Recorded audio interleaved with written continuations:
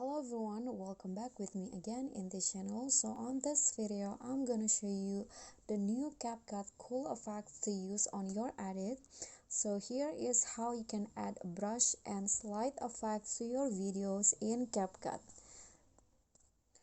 So first you just need to add your edits, and this brush and slide effect can be used in just one click. So here just click on the clips that you want to add the effect and head to the animations, and under the in category just swipe until you find the brush and slide animations. Okay, this one's right here.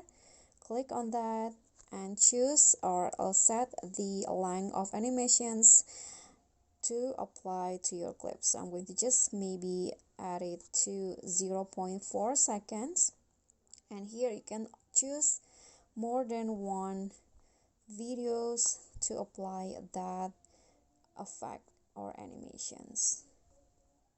Okay, I'm going to choose 3 of the 4 out of 4. Click on check icon, and now the result will go like this. Okay, so that's all for me. Thank you so much for watching. Please don't forget to subscribe, like this video, comment, and also click on the thanks button. Bye.